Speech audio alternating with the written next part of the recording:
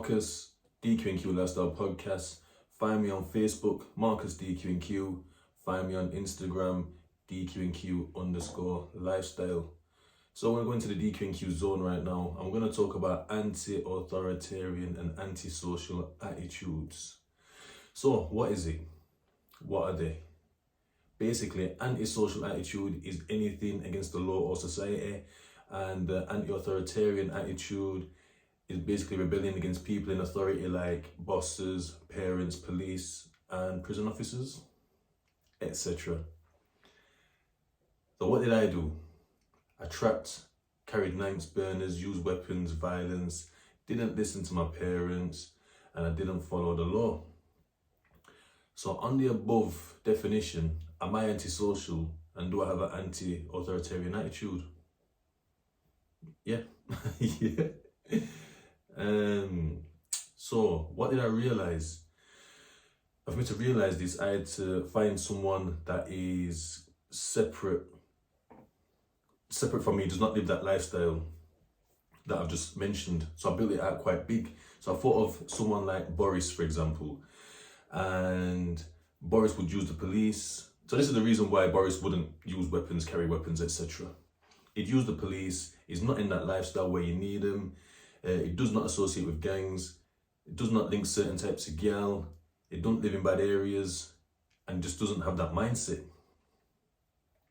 So then I'm thinking, like, what can I do? Like, what do I have control over? So like, I don't like chill with hotheads or like chill with the man them. I don't chill in the ends. I don't go to set clubs, don't chat to set gal. I don't have that same old vengeful mindset. And I don't smoke ganja anymore. So I don't have to be around like dealers, and obviously I don't trap no more either, so I have to be around dealers and people that where certain situations can pop off. So I would say some questions to ask yourself. Am I anti-authoritarian? And why? Can I see myself living a life where I don't need to be? And what do I need to do to make that happen? Now, take a walk with me. So let's just talk about the psychodynamic theory for a second. What is it? Psychodynamic theory basically is where a counselor or therapist will want to examine your childhood, as this is where negative behaviors will have started. Who created it? This theory was created by Sigmund Freud, who began developing it in the 1890s. How to use it?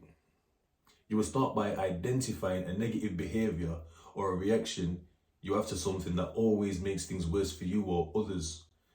You would then try to think where it started or where you started to do it. Then you would see how you felt at the time you started to behave this way and understand why. From here, you can start to identify situations or people that draw this reaction from you and start to come at it in a way that doesn't negatively impact your life.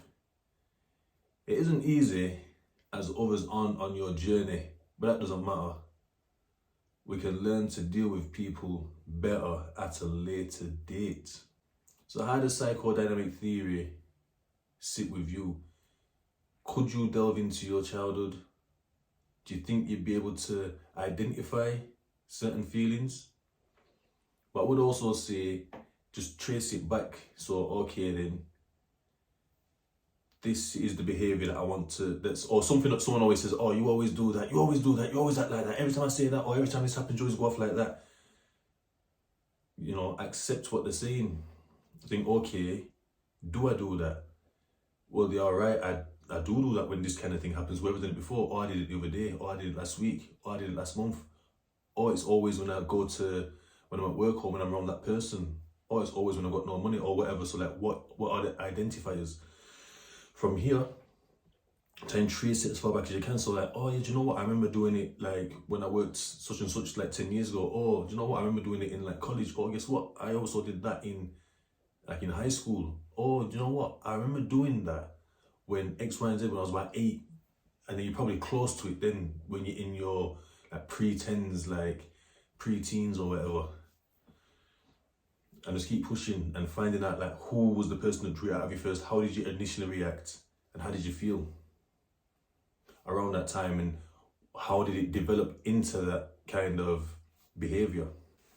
Yeah, so this section is like, what advice would I given to myself as a youngster?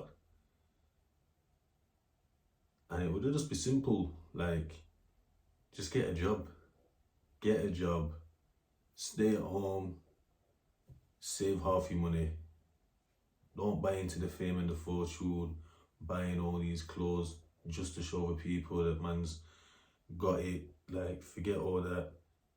Buy clothes to stay warm, buy clothes to stay cool. That's it. Save half your cash at least. And you'll be somewhere, you'll be way further ahead in the next 10 years, even 15, if you want to push it to like 30, 31. Then you ever got like trapping, like, might have not make as much, but you will have way more, and it'll be way more fulfilling as slow money